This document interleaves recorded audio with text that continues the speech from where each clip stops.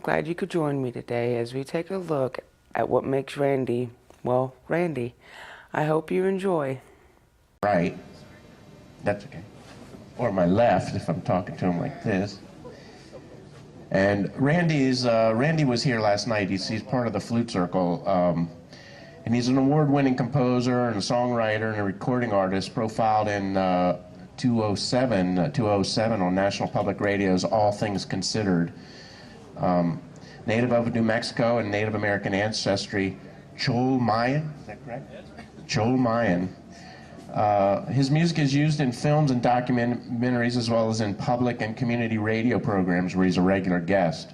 He's been nominated for 2 NAMMYs. NAMMYs is Native American Music Awards. And he tours and performs full-time as a musician. Yeah, these awards, Native American Music Awards, are going on today up in Minnesota or New York somewhere. At Niagara Falls, one of the casinos up there in Niagara Falls. And Johnny Lipford, who was supposed to be performing tonight at the Jazz Club, was nominated for Native Heart, Best Non-Native Music. And so he decided to go there and rub elbows with the elite instead of coming here for us. But Johnny needs to do that. He's a great player. Randy also conducts workshops on Native American flute. He just got out of a workshop and 2 hours, and now he needs to sit down and play the hang drum for us. So he also does this kind of work in hospice settings, and I talked about this a little while ago, where music has healing qualities to it, and I think you'll understand why. He's performed at the Zion Flute Festival and has earned 2nd place at Musical Echoes at the flute competition. Ladies and gentlemen, Randy Granger.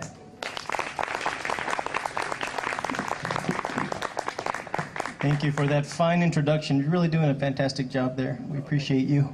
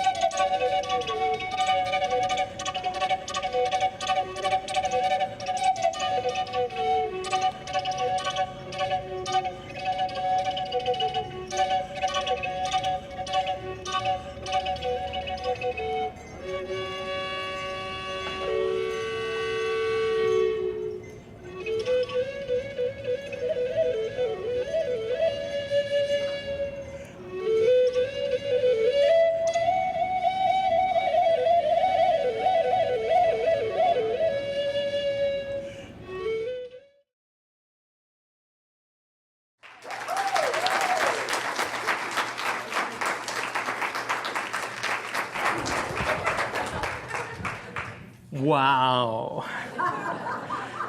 Don't you love when everything unfolds perfectly? Did you see that? Man, I'm going to have to get enough funds to hire Bonnie to do my concerts just to watch her dance, you know? So our theme this month here at CSL in the Heart of Las Cruces is being a force for good in a world that works for everyone. And don't we all want that? So I love what Barbara read. She's talking about our true nature being our true self. And that's actually what I'm talking about. I'm talking today about may the force be you. Now, we've all watched Star Wars, right, by this point? Okay, yeah. May the force be you. This is not Star Trek. This is not that. This is the other live long and prosper thing. Sorry, Bonnie. So I'm going to start off with a cool story, but something really funny happened while I'm sitting there next to Mary Lynn. This insect starts flying around me. And I say, is that a bee? Is that a bee? Is that a bee? And she says, no, it's just a big fly. You need to wear glasses. That's a bee. So sure enough, and then you both say, that's a bee, Randy. So I'm not freaked out by bees. I'm not even allergic to them. But I was in Iowa a couple of weeks ago playing at this beautiful festival up there at a place called Prairie Woods, at a festival called Sweetgrass. I'm going to talk a little bit about that. You'll just love that story there. But here I was, and I'm playing with my friend Marcia. She's on this mountain dulcimer, bling, bling, bling, playing all beautifully. And I'm singing, I'm on the guitar going, deep peace of the running wave to you, deep peace of the... And this bee, yellow jacket's just flying around everywhere, hovering around my face like I was a field of flowers or something. And I'm like, okay. I'm blowing on it because I heard if you blow on bees, well, you know, they're supposed to go away. Must have smelled the green chili because it's like just buzzing and buzzing and buzzing, and it's getting closer. It lands on my finger, and I go, deep peace, you know. And then I look at Marcia, and I kind of nod at her to take her solo now. And I'm trying to blow that yellow jacket away. And then it's just buzzing around, and there's all these flowers on stage. It's an outdoor setting. It's just gorgeous and bucolic and pastoral, and a lot of good things have happened that entire week. And I'm singing, deep peace of the flowing air to you. You know, now, leave me alone. And I'm being as cool and collective as can be, because everybody, anytime you do a concert now, out come the phones and the iPads, you know. So there's like a field of people just filming me, so I'm being real cool. And there's evidence of this on my Facebook page. You can go watch it. So all of a sudden, this bee lands right on my face, and instinctively I go like that, and it stings me right below the eye, right here. It just stung me right below the eye. And so I go, and I stop finally. And she looks, are you okay? And I said, it just stung me. And she said, you want to stop? I was like, no, it's not that bad. And so it's starting to swell, and I'm just ignoring it, you know. But then I change the words to the song, and I sing, deep peace of the birds and bees to you. So the audience starts cracking up, and so, you know, I have fun with it. But I'm trying to relax into that moment. And, you know, what I realized the next day was that the bee was being its nature, right? That's its nature, to be a bee, to sting you, to collect stuff, to protect the hive and all that good stuff. I'm being my nature, which is an entertainer, you know. So I say, well, our true natures have intersected, so I'm just going to go with it. And so I did that song. I played for about another 30 minutes, and pretty soon my eye is starting to shut, you know. And so luckily, there's all these great apothecary friends that I have, and they bring me all kinds of stuff. Here, put this on it, put this on it. And then somebody brings me ice, and I'm icing my eye. And so it's just, it's a lot of fun. But so if you see that bee in here, just gently blow on it, but make it go the other direction, you know. So we're going to talk a little bit about bees here, the birds and the bees. So, you know, when I put together one of my talks, one of my messages, I meditate, I ask for guidance, I really tune into what is my true nature. I try to find that still point, that stillness that's within each of us. And then I ask for guidance, and I say, okay. And, you know, like probably many of us do when we're putting together our talks, Larry or, you know, Bonnie, Tina or Doug, we have books. We have a lot of books that we've read, and I've got books that I turn to, all of my favorite ones, and I start opening up stuff. I look for the emails I get on a daily basis, inspirational ones, and this is an email that I got, a daily message from Abraham Hicks. Do you know about Abraham Hicks, most of you? Okay, this is what it says. Each and every component that makes up your life experience is drawn to you by the powerful law of attraction. Its response to the thoughts you think and the story you tell about your life, your money, your financial assets, your body's state of wellness, of clarity, flexibility, size and shape, your work environment, how you are treated, your work satisfaction and rewards, indeed, that very happiness of your life experience in general is all happening because of the story that you tell, the story you tell on a daily basis. So I was up at a place called Prairie Woods. It's in Iowa. It's north of Cedar Rapids, Iowa, and it's a place called Hiawatha. Anybody been there? Wow, cool. Two of you over there. So it was a beautiful place. It's on like 77 acres, and it's Prairie Woods was set up in sort of the Franciscan philosophy by these two sisters, Sister Carol and Sister Nancy, who I had the real privilege of being able to spend some time with and to meet while I was there. One thing about Franciscan philosophy is that at its core, Franciscan philosophy is what we call a soft philosophy, which is often the hardest of all. So, rather than criticize and shame the evils of his time, what Francis did, he lived simply and differently and let his lifestyle be his sermon. And this way of life is counter to the ways of the world. It's kind of what he called a holy foolishness, which I really love. But that really doesn't make logical sense in our consumer, quid pro quo kind of world that we live in now. So I was in Iowa teaching at a school there, a Native American flute school. I had the real privilege of staying on the grounds there, and they fed me every day. And, well, just a side story. The first morning I went in there and I asked Sister Lori, I said, "Do you have any salsa?" She says, "Any what, dear?"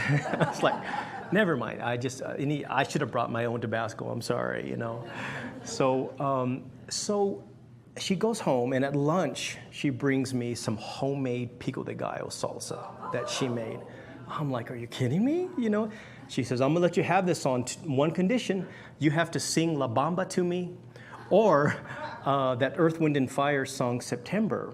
I was like, "Well, La Bamba's probably easier on the guitar, so I'll do that later." So she brings me this salsa, and we're chatting, and we just kind of set up this friendship. I find that in the only way that salsa can really do, opens doors for you, So she brought some salsa that she made from home, and then they grew jalapenos there. So she brings me a giant bowl of jalapenos, and she puts it on my table next to me. And everybody's saying, "Well, how do you rate?" And I said, "Well, I asked, Plus, I have to sing to her." So the next morning at 8 in the morning, I go in and I sing La Bamba. And that's early to sing La Bamba, I got to tell you. And pretty soon everybody's joining in. The rest of the students are joining in, and they're all dancing just like you guys were dancing right back there. And nobody knows the words to La Bamba except us. All they go is bada bada bada bada bada bamba. So it was a really great time. But so I made these connections with people, and things were unfolding in such a nice serendipitous way. And the last day that I was there, the last Sunday, part of my job was I offered to lead a guided labyrinth meditation, a walking meditation. And guess who shows up? Sister Carol and Sister Joy. I was like, oh my gosh. Has anyone seen that movie, Wayne's World? Where they meet Alice Cooper and they're like, "We're not worthy, we're not worthy." Well, that's how I was like, "Oh, what are y'all doing here?" And they're like, "Well, we thought we would just come and be part of it, and we have some stuff that we're trying to work on as well." And I went to a Catholic school, 1 through 6th grade, and I was an altar boy till probably age 17. So nuns, they kind of scare the hell out of me still, So, but it was all good. So Sister Carol, she was saying, When I was there, the Cedar River in Cedar Rapids was just right down the road, about 5 miles from us, was getting ready to flood. And in 2008, they had a real devastating flood, some of you may know about. The river was getting ready to crest. And so Sister Carol, she said, you know, I'm really worried and I feel like I'm not doing enough. I need to be doing something more, so I'm going to try to use this meditation to work that out. And at the end of the meditation, she said, I received guidance that it's not about me, that it's about my faith and my trust that things unfold just as they need to. She said, so I'm going to set up a weekly way of helping people, like a help center. And so we all kind of shared stories. And for me, that was a good reminder that you have to give it over to something larger. And part of being a force for good in the world, like we've been talking about, is knowing that your part, your contribution is worth something. It's like what Bonnie talked about last week when she said, you know, every ingredient that you put into the what do you call it, the soup consciousness? Yeah, consciousness soup, thank you. That every ingredient you put in, you know, the garlic and the salt and everything, anyone who's a cook knows that if you put cinnamon in anything, people are going to taste it, you know. So everything that we do is a contribution to that greater good. So one of my students there, this was really interesting. Her job, she got paid by a billionaire, not the one that's in the news lately, but another billionaire, to meditate 7 hours a day. When I heard that, I'm like, I want to talk to you. You know, not that I want to meditate 7 hours a day. Are you kidding me? Jeez. But so she got paid to meditate 7 hours a day. Now she's from a place called Springfield, Iowa. If you know about Springfield, Iowa, it's a pretty remarkable little town. That's where the Maharishi University is, and they have an enormous meditation center. I mean, just like as big as our downtown mall. It is so huge, and people just go and they meditate. So in 1993, this group got together, led by, what was his name? He was quantum physicist John Hagelin. Well, he had done a lot of study about meditation, about transcendental meditation, and they came up with this term, what they call, what is it called? Super radiance. Anyone ever heard of that, super radiance? It's when you smile real big. No, it's not really, but super radiance. So this group of people, they had gotten together to meditate in different areas around the world. And what they found out was that by meditating in a group specifically for like 7 hours a day or how many hours a day that they did it, they could actually change the field of consciousness around them. And anyone who meditates, who all meditates here? Just let me show of hands. Done any kind of meditation. Prayer is a meditation walking. Good. I'm so happy to hear that. So they would get together and they would meditate and they would actually change the area where they were living, because that's how meditation and prayer and, you know, guided thought and all of that, that's how that works. You affect the larger field of consciousness of king and slave alike. There is no difference. So what is your true nature? You know, when I meditate in the mornings, I usually go into my living room in what I call my healing chair. There's a long story that's behind that. And it's usually really dark because I like getting up really early when it's dark. No matter how much sleep I've had, it seems that's what I do. I think it goes back from growing up in such a large family. The only time I had to myself was at 4 in the morning, you know. So a bowl of cornflakes and Casper the Ghost or whatever. So I noticed that when I go in there and I turn on my little Himalayan salt lamp and I click it on, well, the darkness is dispersed by that simple little light. So what's your true nature? Are you a big halogen bulb? Are you a radio? You know, are you one of the little salt lamps with little 4-watt bulbs? Are you a candle? Whatever it is, you are having an impact, and that is your true nature. Be it. I think too often we spend time expecting that we should be making a larger impact on the world. Well, you are, like I said, that little bee, that's a tiny little thing flying right above my face, you know, it had quite a little impact on me. So do you know about the Jedi Knights? Okay, good. when George Lucas was coming up with Star Wars, with the whole concept of Star Wars, which he wrote, well, do you know where he went for his source material? Joseph Campbell. He went to Joseph Campbell's work, The Hero's Journey, the mythological aspect that we humans carry on from generation to generation. Every place all around this world, we all seem to have the same archetypes. So George Lucas went to The Hero's Journey and those kind of things that Joseph Campbell had written. He met with Joseph Campbell. He asked Joseph Campbell, what is religion? What is myth? Why do we keep reinventing the same thing over and over? So when you watch Star Wars next time, the first three, not the new ones, but when you watch them, pay attention to that storyline that he's putting in there. And he was asked in an interview, George Lucas was asked in an interview, so are you drawing on Buddhism, on Christianity? He said, I'm drawing on everything. I'm drawing on everything that the human collective has ever experienced without being specific. And I kind of like that. So, just give you quick 5 steps to be a Jedi. Didn't know, did you? Got to have a lightsaber. No. A light. Sorry, Bonnie. Okay. The first is to recite the Jedi mantra throughout the day, which is, this is kind of cool. There is no emotion, there is only peace. There is no ignorance, there is only knowledge. This goes right back to what Barbara was talking about from Ernest Holmes' book.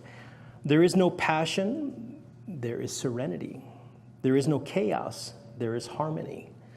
There is no death, there is only the force.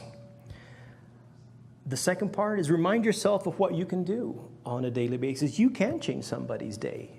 Immediately, a cashier, ask them, how's your day going? I was sitting in a cafe right here in the Mesquite neighborhood before I came over having some coffee and toast because I couldn't have any chili because I'm wearing a white shirt, so I knew it would cause problems.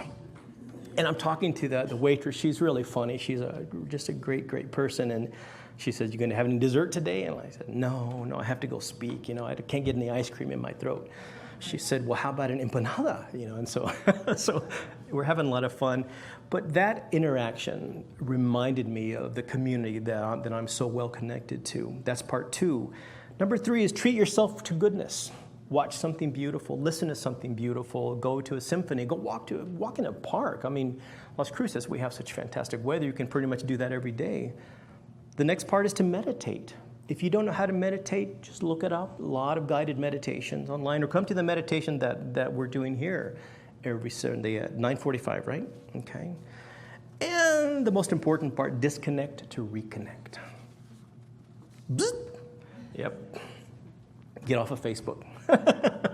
Just turn your phone off for just a little bit.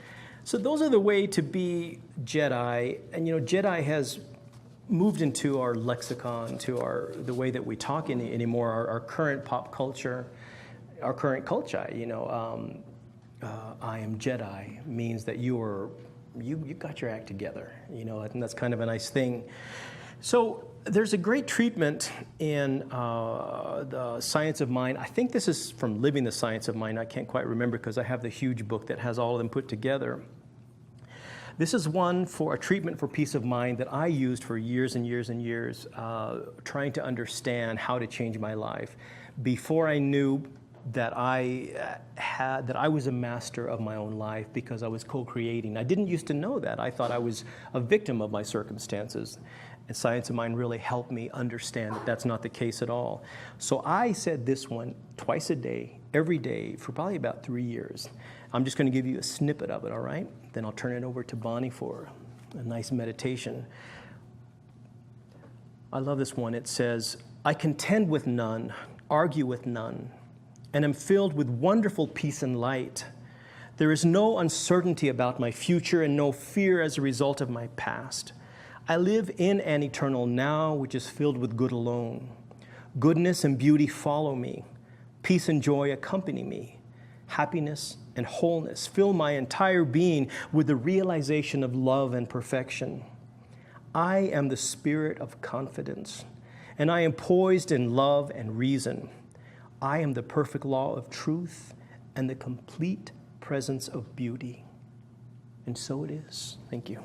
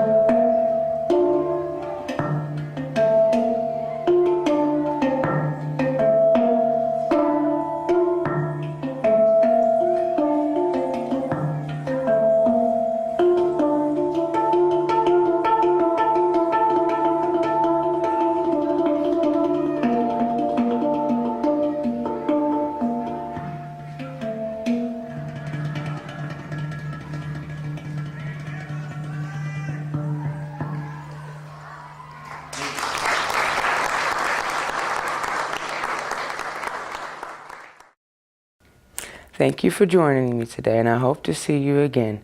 And as always,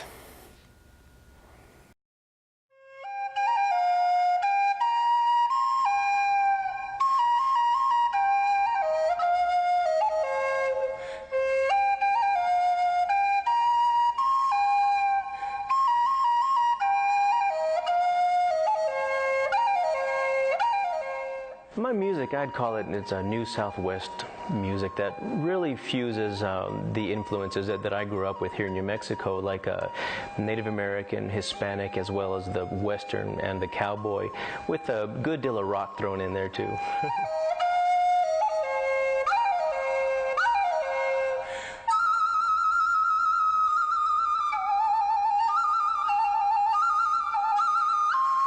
Originally, Native American flute music was inspired by sounds of nature. And, you know, I really feel like my ears are probably the most sensitive sense that I have. So I really experience the world through hearing things.